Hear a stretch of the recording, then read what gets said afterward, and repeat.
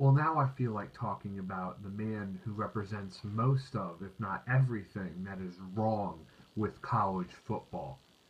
Brian Kelly, the head coach of Notre Dame, is a sorry excuse for a head coach, and probably a sorry excuse too for a human being once you start delving in to his behavior and the way he carries himself.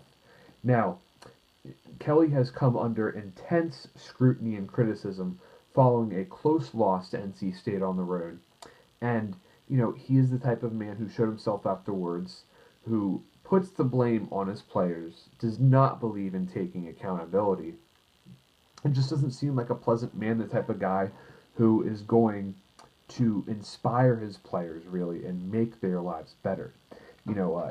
Best example of him calling out a player would be Sam Mustafer's snapping. He called it atrocious.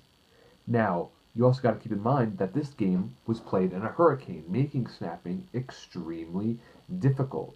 I think a better term or a better way to describe atrocious would be Brian Kelly's play calling, or whoever was responsible for the play calling. Ultimately, it's the responsibility of the head coach. The buck stops with him. And Notre Dame, or in this case, Notre Shame, threw the ball 36 times in a rain soaked hurricane game. They ran the ball 28 times, 7 attempts of which came on the game's final drive for the Fighting Irish. So, really, terrible play calling from Brian Kelly. Instead of taking the blame, which he did kind of in passing, really just not believably, he instead deflects the blame on the players because he is not willing to look at reality and see that he is not the man who he claims to be. And, when you look at Brian Kelly, the way he handles himself, all right, he screams at his own players, calling them effing morons on national TV right to their face in plain sight for all the cameras to see. If that's not bad enough, he has previously shoved his own coaches in the middle of, you might as well call them fights, feuds, if you will. Really, just terrible behavior, not the type of leadership that is sincere, genuine, and the type that you really want to get behind. But what really troubles me is how Brian Kelly gets a free pass on what happened with Notre Dame videographer Declan Sullivan. For those of you who don't remember, very, very early on in Brian Kelly's tenure, he opted to have outdoor practice in winds that were over 50 miles an hour. That's not the problem. The problem is that he allowed Declan Sullivan to be put in harm's way. Sullivan had tweeted during the practice that how concerned and terrified he was, and ultimately he lost his life as he fell from a 50-foot tall scissor lift. Even more, to add insult to the ultimate injury of death, Notre Dame continued practice for another 25 minutes after he fell. Are you kidding me? So, Brian Kelly is a very selfish man. The only person that Kelly, I think, really cares about is Brian Kelly.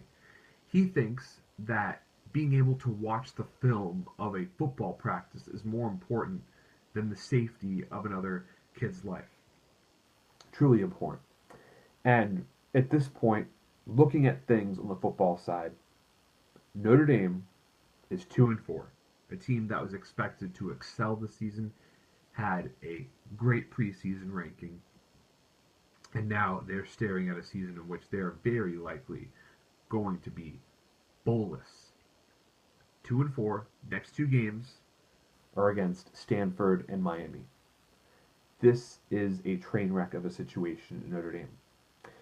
In previous seasons, Charlie Weis has been paid more money to not coach Notre Dame than Brian Kelly has been paid to actually coach the team. In some, up until last year, they had kept paying Charlie Weis since they had fired him back in 2009. He has made nearly $19 million. Could you imagine being paid almost $19 million to not do your job? Wow. Maybe all of us should aspire to be football coaches. Shoot.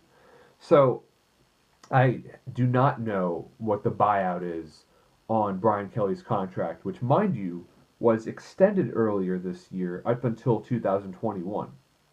Speculation suggests that it is an 8-figure buyout, but I think at this point, really, Notre Dame, the price of keeping Brian Kelly for another 6 years, it could total more than 8 figures if they choose to keep him. I mean, he is becoming a dumpster fire, an unmitigated disaster. The sooner Notre Dame fires him, the better. But this is a school that has just a real track record of making poor hires. From Charlie Weiss to Tyrone Willingham to Bob Davie, just time after time, Notre Dame gets their head coaching search wrong. And ultimately, this is going to be another coaching era that is going to end in disappointment in South Bend.